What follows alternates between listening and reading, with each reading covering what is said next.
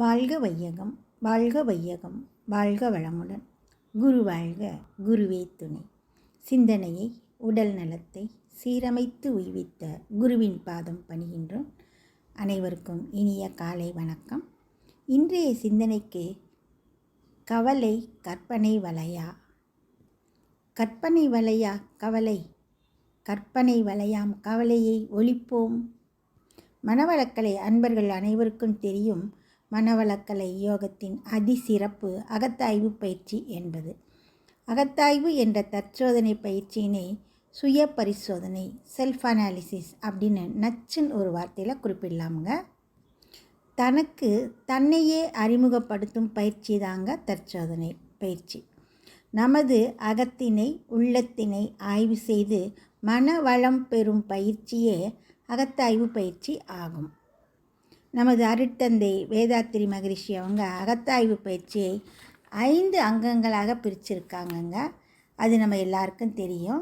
1 எண்ணம் ஆராய்தல், 2 ஆசை சீரமைத்தல், 3 சினம் தவிர்த்தல், 4 கவலை ஒழித்தல், 5 நான் யார் தத்துவம். முதல்ல எண்ணம் ஆராய்தல் பயிற்சி பற்றி கொஞ்சம் சுருக்கமாக பார்ப்போங்க. எண்ணம் என்பது என்ன? அது எவ்வாறு உண்டாகிறது? அதன் விளைவுகள் என்ன? எண்ணம் தோன்ற காரணம் என்ன? இதெல்லாம் ஆராய்ச்சி செஞ்சு கண்டுபிடிச்சு எண்ணம் எழும்போதே இது எதன் அடிப்படையில் எழுந்தது, அதை செயலாக்கினால் விளைவு நன்மையா தீமையா என கண்டுபிடிச்சு அதை ஒழுங்குபடுத்தி கொண்டு நல்ல எண்ணங்களையே மனதில் நிலவச் செய்யும் ஒரு நல்ல பயிற்சியே எண்ணம் ஆராய்தல் பயிற்சி ஆகுங்க. அடுத்த பயிற்சி ஆசை சீரமைத்தல். ஒரு நொடியில் மனித மனமானது பல 100 ஆசைகளை உருவாக்கும் வல்லமை படைச்சதுங்க. அதனால தான் வாயுவேகம், மனோவேகம் அப்படின்னு சொல்லுவாங்க. இச்சை, ஆசை, யார்? நீ யார்? 2 1 சொல்லு. இச்சை எங்கே? நீ எங்கே? ஏதோ பிரி. இச்சை ஆக இருக்கிறாய், நீயேதான். ஆசை என்பது ஒரு எண்ணங்க. ஆகவே ஆசை, விருப்பம் ஆகிய எண்ணம் எழும்போதே அதன் காரணம் காண்கின்றோம். அந்த ஆசையினை நிறைவேற்ற சூழ்நிலை பார்க்கின்றோம். ஆசை நிறைவேறினால் விளையும் எதிர் விளைவுகளை நன்மையா தீமையா என யூகிக்கின்றோம். ஆசையை சீரமைப்போம், அதாவது ஒழுங்குபடுத்தி வாழ்வில் வளம் பெறுவோம். இதுவே ஆசை சீரமைத்தல் பயிற்சிங்க. அடுத்து 3வது சினம் தவிர்த்தல் பயிற்சி. தீய குணங்களிலேயே மிகவும் கொடியது கோபம், சினம் ஆகும். தன்னைத்தான் காக்கின் சினம் காக்கா தன்னையே கொல்லும் சினம். இது திருக்குறளுங்க.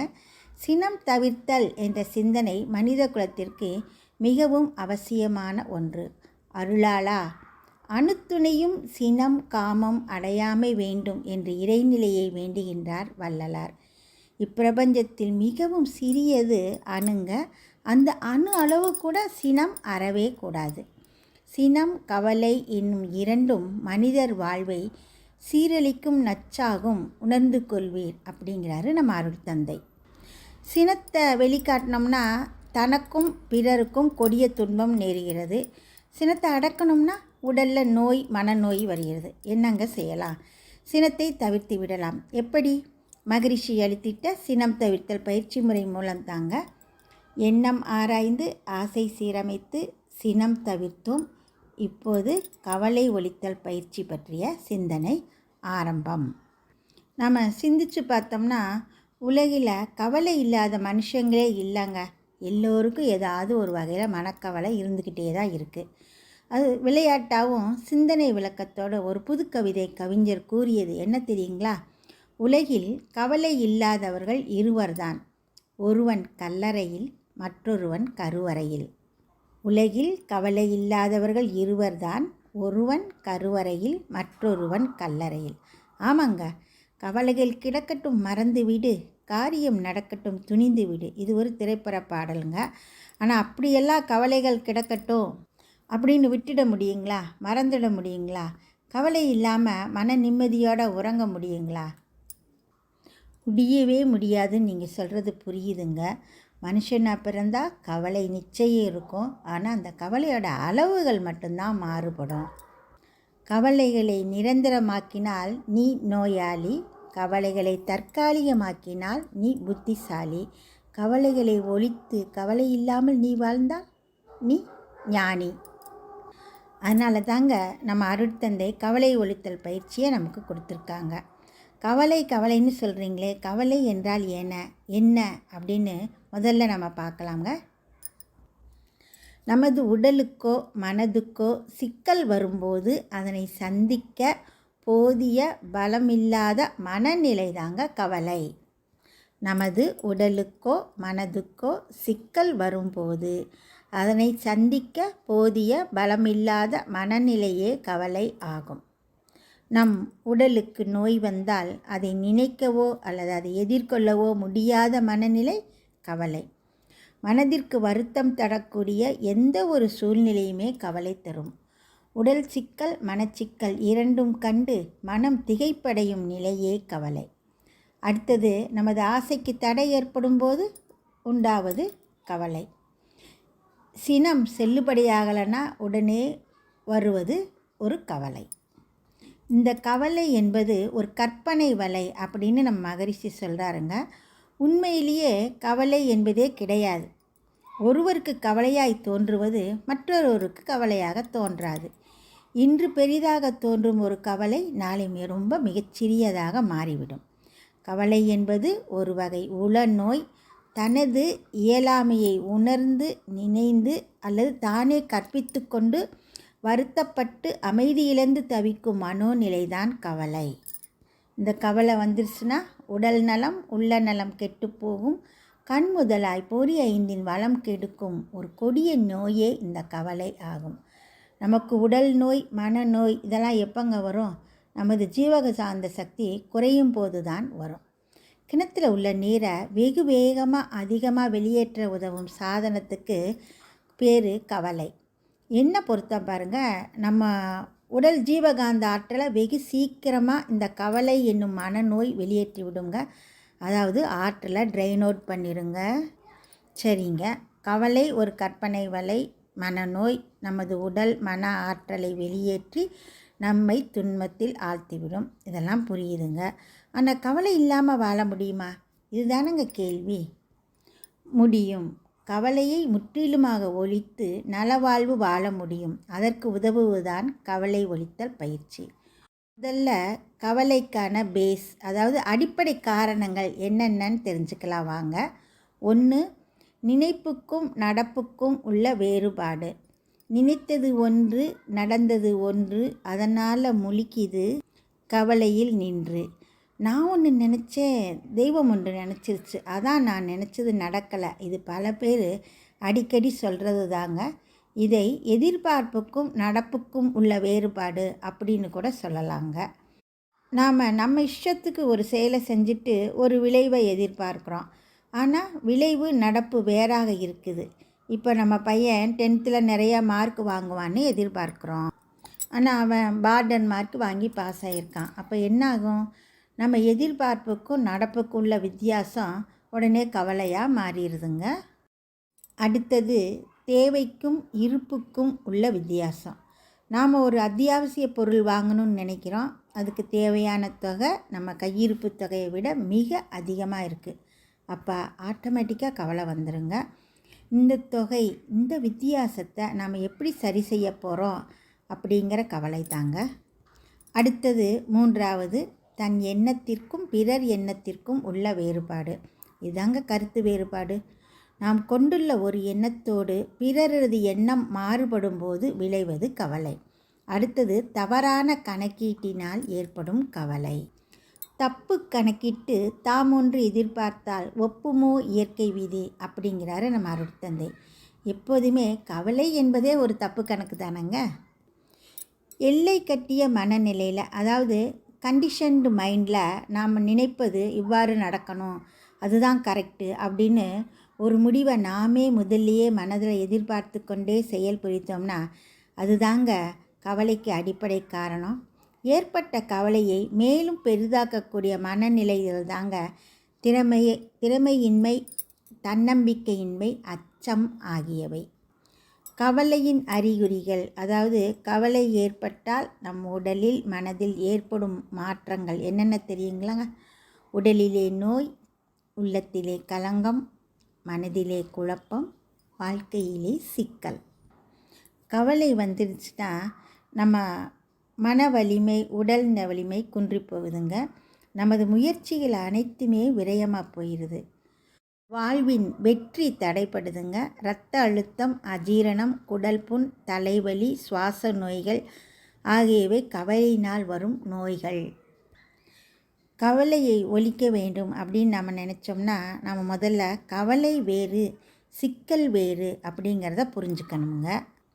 கவலை இல்லாமல் ஒரு மனிதன் வாழலாம், ஆனால் சிக்கல் இல்லாமல் வாழ முடியாதுங்க. வாழ்வில் சிக்கல்கள், கவலை என்ற கற்பனை வலை ஏற்படுறதுக்கு ஒரு 10 காரணங்களை மகரிஷி அவங்க கீழ்கற்றவங்ககிட்ட குறிப்பிடுறாங்கங்க. 1 சினம், வஞ்சம், பொறாமை, வெறுப்பு, பேராசை, ஒழுக்கம் மீறிய காமம், தற்பெருமை, அவமதிப்பு, பயம், அதிகார போதை ஆகியவை தாங்க அது. இவைகளால் தான் வாழ்க்கையில் நிறைய சிக்கல்கள் ஏற்படுதுங்க. சின்ன சிக்கல்களை கவலை என்னும் பூத கண்ணாடியால் பார்த்து கொசுவை கூட யானையாக்கி விடக்கூடாதுங்க. சிக்கல்கள் வெள்ளம் போல வந்தாலும் அறிவு என்னும் தோணியில் ஏறி அவ்வெள்ளத்தில் மிதக்க வேண்டும், மூழ்கி விடக்கூடாது. சிக்கல்களை கண்டு மிரளக்கூடாது. சிக்கல் மனதை பாதித்தால் கவலை, எனவே சிக்கல்களை தீர்க்க கற்றுக்கொள்ள வேண்டும். இப்போது கவலையாக உருமாறிக்கொண்டிருக்கும் இந்த சிக்கல் ஏன் வந்தது, யார் காரணம், இந்த சிக்கலின் தன்மை என்ன, இந்த சிக்கல்களை நமக்கு என்ன கஷ்டம் கொடுக்கப் போகிறது அல்லது வர இருக்கிறது என ஆராய்ந்து பார்த்தால் கவலை இல்லாமல் வாழலாம். கவலைகளை ஒழிக்க தேவையானவை என்னன்னு பார்க்கலாங்க. முதல்ல இயற்கை ஒழுங்கமைப்பை நாம் அறிந்து கொள்ள வேண்டும். அதாவது நேச்சுரல் லா நமக்கு தெரிஞ்சிருக்கணுங்க. உலகில் நடப்பவை எல்லாம் காரணத்தோடு கூடிய ஒட்டிய தொடர் விளைவுகளே, காரணமின்றி காரியம் இல்லை. ஆகவே நடப்பவை அனைத்தும் இயற்கையின் விதிப்படியே என்பதை நாம் உணர்ந்துக்கிட்டோம்னா நாம ஒன்றை எதிர்பார்த்து ஏமாந்து கவலைப்படுவது நடக்காதுங்க. அடுத்தது நமது சிந்திக்கும் திறனை பெருக்கிக் கொள்ளுதல். நமது சிந்தனை திறனை எப்படி பெருக்கிக்கிறது? கற்பனையான எதிர்பார்ப்புக்கும் உண்மையில் நடந்ததற்கும் உள்ள வித்தியாசத்தை சிந்தித்து பார்த்து செய்கையை மாற்றினால் கவலை ஏற்படாது. அதற்கு, அதாவது சிந்தனை திறனை மேம்படுத்த மகரிஷி அவங்க ஒரு 3 அடுக்கு பயிற்சி முறை தேவை அப்படின்னு சொல்கிறாங்க. திட்டமிட்டு செயல்படுதல், பிளான்டு ஒர்க், விழிப்பு நிலை, அவேர்னஸ், தற்சோதனை ஆகிய 3ம் முக்கியமானது, இன்றியமையாதது. இதுதாங்க சிந்தனை திறனை மேம்படுத்தக்கூடிய வழிமுறைகள். திட்டமிட்டு தொடர்ந்த விழிப்பு நிலையோடு செயல்புரிவதோடு அன்றன்று செய்த செயல்களை எல்லாம் நினைவுக்கு கொண்டு வந்து அதனாலே விளைந்த நன்மை தீமைகளை ஆராய்ந்து பார்த்தோமானால், இன்ட்ராஸ்பெக்ஷன் செஞ்சோம்னா கவலைகளை ஒழித்து விடலாம். மேற்கண்ட சிந்தனை திறனை மேம்படுத்தும் செயலால் நமது தன்னம்பிக்கை வளருங்க. நாம் முயற்சிக்கும் செயல்களை தெளிவுடன் துணிவுடன் செய்ய முடியும். தேவையில்லாமல் சிக்கல்களை நாம் பெருக்கி இடியாப்ப சிக்கல்களாக மாற்றி கவலைப்பட மாட்டோம். அவசியமற்ற முறையில் பிறர் செயல்களில் தலையிடாது தனிமனித சுதந்திரம் மதிப்போங்க. நம் கடமையில் வலுவாது இருந்தோம்னாலே கவலைகள் எழாது. நாம் தொடர்ந்து கவலைப்பட்டு கொண்டே இருந்தால் அதன் காரணமாக நமது ஞானம் என்னும் அறிவின் உயர்வுக்கு அது தடையாக அமையுதுங்க. அறிவாற்றல் கவலையினால் வீணாய் போகும். அதை அடுத்து உடல் நலமும் குன்றி போகும். எனவே கவலைப்படாமல் வாழ்வது, அதாவது டோன்ட் கேர் என்ற வாழ்க்கை சரியில்லை. கவலை வேறு, பொறுப்புணர்ச்சி வேறு. கவலைப்படக்கூடாது என்பதற்காக வந்துவிட்ட சிக்கலை மறந்து பொறுப்பின்றி வாழக்கூடாது என்று சரியான சமயத்தில் நமக்கு குட்டு வைக்கிறாருங்க நமது அருட்தந்தை. அதாவது என்ன நடந்தாலும் நான் கவலைப்பட மாட்டேன் என்று எண்ணிக்கொண்டு சிக்கல் இருக்கிறது என்பதற்காக கடமைகளில் இருந்து நழுவக்கூடாது அப்படின்னு சொல்கிறாருங்க. கடமையை உணர்ந்து செயலாற்றும் போது கவலை ஏற்படாது. உதாரணம் பார்க்கலாங்களா? மகன் 80 மதிப்பெண் வாங்கணும்னு தந்தை எதிர்பார்க்கறது தவறில்லைங்க. ஆனால் அவன் 50 மதிப்பெண் தான் வாங்கியிருக்கான். இப்போ தந்தை என்ன செய்யணும்? சும்மா கவலைப்பட்டுக்கிட்டே இருப்பதனால பயனில்லை, கவலைப்படாமல் இருந்தாலும் பயனில்லை. உண்மை நிலை உணர்ந்து விழிப்பு உணர்வோடு தம் மைந்தனுக்கு சரியான வழிகாட்டி மகனின் வாழ்வின் முன்னேற்றத்திற்கு படிக்கட்டாக இருப்பதே தந்தையின் கடமை. கவலைப்படுறதுனால சிக்கல்களின் தன்மையை கணிக்க முடியாது. சிக்கல் பெரிதாக தோன்றும். அதனால் அதன் நுட்பம் தெரிந்து சிக்கலை அவிழ்க்கும் திறமை குறைந்து போகுங்க. எனவே கவலைகளை 4 வகைகளாக பிரித்து கொள்ளணுங்க. 1, அனுபவித்தே தீர்க்க வேண்டியவை. அதாவது அனுபவித்தே தீர்க்க வேண்டிய கவலைக்கு தீர்வே கிடையாதுங்க. வேறு யாரும் உதவி செய்ய முடியாது. தீராத நோய், மரணம், பொருள் இழப்பு, புயல் வெள்ளத்தால் பாதிப்பு, இவை எல்லாவற்றையும் நாம் அனுபவித்து தாங்க ஆகணும். இதை தள்ளி போடவும் முடியாது. எனவே இவற்றை சகிப்புத்தன்மையோடு நாம் அனுபவித்தே ஆக வேண்டும். அடுத்த டைப் கவலை எதுனா தள்ளி போட வேண்டியவை. இது எப்படின்னா, இந்த வகை கவலைகள் தீர்வு காணப்படக்கூடியவை, ஆனால் உடனடியாக தீர்க்க முடியாதுங்க. இது ஒரு லாங் டேர்ம் ப்ராசஸ்னு வச்சுக்கலாம். இப்போ தீர்க்க முடியாது, ஆனால் காலம் கனிந்து வரும்போது தீர்த்து விடலாம். அப்போ என்ன செய்யலாம்? கொஞ்ச நாளைக்கு இந்த கவலைகளை தள்ளி போடலாங்க. உதாரணம், மகளுக்கு திருமணம், மகனுக்கு வேலை போன்றவை. கல்யாண வயது வந்துருச்சு, இன்னும் பெண்ணுக்கு மாப்பிள்ளை பார்க்கலை, இடித்த புலி மாதிரி உட்கார்ந்திருக்கீங்களே, இது தாயாரின் புலம்பல். திருமணம் என்பது தந்தை ஒருவரால் மட்டும் நடைபெறக்கூடிய செயலா? சமுதாயத்தால், காலத்தால் தீர்க்கப்பட வேண்டிய செயல் இது. முயற்சி எடுப்பது மனிதன் கடமை, தனி மனிதன் கடமை, தீர்வு இயற்கையின் கையில். எனவே இக்கவலையை தள்ளி போடலாம். அடுத்தது அலட்சியப்படுத்தி விட வேண்டியவை, அதாவது இக்னோர் செய்ய வேண்டியவைங்க. சில வகையான துன்பங்கள் சிக்கலான ஒரு நிலை இல்லாதது போல் நாம் கருதி கொள்ளணுங்க. பிறரின் கருத்து வேறுபாடு, பொறாமை பேச்சு, செயல்கள் ஆகியவற்றினால் நாம் கவலைப்படக்கூடாது. நம் குடும்பத்திலேயே வயோதிக பெரியவர்கள் இல்லைன்னா கணவனை மனைவியோ மனைவியை கணவனோ சதா எந்த நேரமும் எதுக்கெடுத்தாலும் திட்டிக்கிட்டே இருப்பாங்கங்க. அதுக்காக பேச்சுக்கு பேச்சு நாமும் பதிலடி கொடுத்தோம்னா குடும்ப அமைதி என்ன ஆகும்? குடும்ப அமைதி கெட்டு போகுங்க. அதனால் நமக்கு சில சமயம் செலக்டிவ் அம்னீஷியா வந்துடுறது நல்லதுங்க. அதாவது பொறுமையும் அலட்சியமும் தான் இதற்கு சரியான வழி. ஆனால் நமது குடும்ப உறுப்பினர்களை அலட்சியம் பண்ணக்கூடாதுங்க. அவர்களின் வார்த்தையை மட்டும்தான் அலட்சியம் பண்ண வேண்டும். இது ரொம்ப முக்கியங்க. அடுத்தது உடனடியாக தீர்க்கப்பட வேண்டியவை அப்படிங்கிற ஒரு செட் ஆஃப் கவலை இருக்குங்க. அதிகமாக சாப்பிட்டதுனால ஏற்பட்ட செரியாமை, அஜீரண கோளாறு, இந்த சிக்கலை உடனடியாக தீர்க்க வேண்டும். அனுபவித்தே தீர்க்கணும் நினச்சா அது பெரும் துன்பமாக மாறிடுங்க. தள்ளி போட முடியாது, அலட்சியப்படுத்தவும் முடியாது. உடல் நோய்கள் அனைத்தும் உடனடியாக தீர்க்கப்பட வேண்டிய சிக்கல்கள் ஆகும். அதே போல் கடன் தொல்லை, அறுவை சிகிச்சை, பாகப்பிரிவினை போன்ற சிக்கல்கள் அனைத்துக்கும் இதே விதிதாங்க, உடனே தீர்க்கப்பட வேண்டும். இந்த சிக்கல்களை 4 வகையாக பிரிப்பதில் ரொம்ப பொறுமை வேண்டுங்க. சிக்கல்களை தவறாக பிரிச்சிட்டோம்னா அது புதியதொரு சிக்கலை கொண்டு வந்துடும். இப்போ இந்த சிக்கல்களை 4 வகைகளாக தரம் பிரிக்க தெரிஞ்சுக்கிட்டோம் இல்லையா? அப்புறம் என்ன, கவலை ஒழித்தல் பயிற்சிக்கு செல்லலாம். நல்ல ஓய்வான நேரத்தில் சிறிது நேரம் தியானம் செஞ்சு மனதை அமைதியான நிலையில் வச்சுக்கலனுங்க. அதன் பின்னர் ஒரு வெள்ளைத்தாளை எடுத்துக்கொண்டு நமது மனதில் எழும் கவலைகளை லிஸ்ட் அவுட் பண்ணுறாங்க. அப்புறம் அந்த கவலையின் வரிசையை நாம் ஏற்கனவே புரிஞ்சுக்கிட்ட மாதிரி அந்த கவலைகளை அனுபவித்தே தீர்க்க வேண்டியவையா, தள்ளி போட வேண்டியவையா, அலட்சியம் செய்ய வேண்டியவையா, இல்லை உடனே தீர்க்கப்பட வேண்டியவான்னு கவலையோட இயல்பையும் தன்மையும் நடுநிலையோடு ஆராய்ந்து உணர்ந்து பிரித்து குறிச்சிக்குங்க. அவ்வளவுதாங்க. கவலையெல்லாம் பறஞ்சு போயிடுச்சு. It is gone. என்னங்க லிஸ்ட்டு போட்டால் கவலைகள் ஒழிஞ்சிருமான்னு கேட்குறீங்களா? அதோ தீர்வு நம்ம வருத்தந்தை சொல்கிறாருங்க. முதல் பட்டியல் சிக்கல் அனுபவித்தே தீர்க்க வேண்டியவை. அப்போ நம்ம என்ன செய்யணும்? ஏற்றுக்கொண்டு தான் ஆக வேண்டும். இது மாற்ற முடியாத சிக்கல், ப்ளீஸ் அக்செப்ட் இட். இப்போ கவலையோட ஆழம் குறைஞ்சி போச்சு. அடுத்தது தள்ளி போட வேண்டியவை. அப்போ தள்ளி போடுங்க. காலத்தால் சமுதாயத்தால் தானே நடக்குங்கிறப்ப எதுக்காக கவலைப்படணும்? கவலை கான், போயிடுச்சு. 3வது, இது ரொம்ப சிம்பிளுங்க. அலட்சியப்படுத்த வேண்டிய கவலைகள். இதெல்லாம் சும்மா ஒன்றுமே இல்லை அப்படின்னு விட்டுட்டோம்னா நாளாக தானாகவே காலத்தால் மறைஞ்சி விடும். இப்போ இந்த கவலையும் ஓடி போச்சுங்களா? 4வது, உடனடியாக தீர்க்க வேண்டிய சிக்கல்கள். காலம் தாழ்த்தினால் துன்பம் தரும்னு தெரிஞ்சு போச்சு. Don't delay. விழிப்புணர்வோடு சிந்திச்சு தைரியமாக இந்த வகை சிக்கல்களை உடனடியாக தீர்த்துட்டோம்னு வைங்க, இந்த உடனடியாக தீர்க்க வேண்டிய கவலைகளுக்கும் ஒரு விடிவு காலம் ஏற்பட்டுருங்க. இந்த மாதிரி சிக்கல்களை தரம் பிரித்து தீர்வு கண்டுபிடிக்கும் நுட்பம் நாம் அறிந்த பிறகு கவலைக்கு இடமே இருக்காதுங்க. ஆம், கவலைகள் அனைத்தையும் ஒழித்து விடலாம். வாழ்வில் சிக்கல்களே இருக்கக்கூடாது அப்படின்னு நினைக்கக்கூடாதுங்க. இருக்கும் சிக்கல்கள் அனைத்தையும் வேரோடு களைஞ்சு விட வேண்டும் அப்படின்னு முடிவு செய்யக்கூடாது. அவ்வாறு செயலாற்றுதல் இயலாது.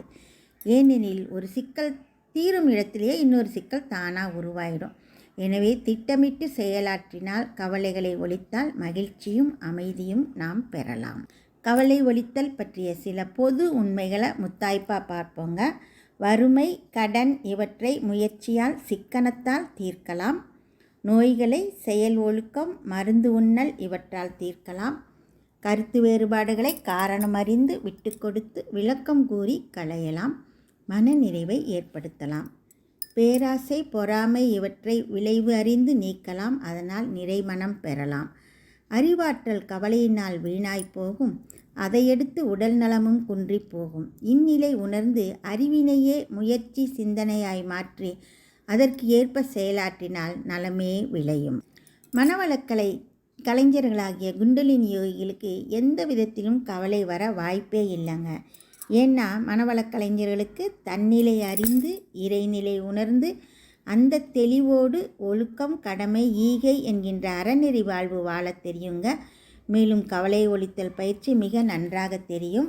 அதனால் மனவளக்கலை அன்பர்களாகிய நமக்கு எவ்விதத்திலும் கவலை வர வாய்ப்பே இல்லை என்பதே உண்மை. தீர்க்க முடியாத துன்பம் அப்படின்னு எதுவும் கிடையாதுங்க. தீர்க்கும் வழியை தீர்க்கமாக அறியாதவர்கள்தான் உண்டு. திறக்க முடியாத பூட்டே கிடையாது. சரியான சாவியை கண்டுபிடிக்காதவர்கள்தான் உண்டு. மனவளக்கலை அன்பர்களாகிய நமக்கு கவலை என்ற துன்பம் ஒழிக்கும் சாவியாக கவலை ஒழித்தல் பயிற்சி முறை அன்பு தந்தை வேதாத்திரி மகரிஷி அவர்களால் தரப்பட்டுள்ளது. இடும்பைக்கு இடும்பை படுப்பர், இடும்பைக்கு இடும்பை படாதவர். அதாவது கவலை ஒழித்தல் பயிற்சி முறை அறிந்த மனவளக்கலை அன்பர்கள் கவலைக்கு கவலை தருவர் என்பதே இதன் விளக்கம் ஆகும். கவலை ஒழித்தல் பயிற்சி முறை அறிந்த மனவளக்கலை அன்பர்கள் சிக்கலின் முடிச்சை அவிழ்ப்பார்கள். எந்த துன்பம் வரினும் எதிர்நோக்கி நிற்பார்கள். அத்துன்பம் போக்கும் வழி கண்டு முறையோடு செயலாற்றி இன்பம் காண்பார்கள். ஆனால் வாழ்வில் என்றுமே இன்பமே மிகுதிப்படும். உடல் நோயற்று இருப்பது முதல் இன்பம். மனம் கவலையற்று இருப்பது 2வது இன்பம். பிற உயிருக்கு உதவியாக இருப்பது 3வது இன்பம். கவலைகளை ஒழித்து மனவளக்கலை தொண்டாற்றி இன்பம் காண்போம். அனைவருக்கும் நன்றி. வாழ்க வளமுடன்.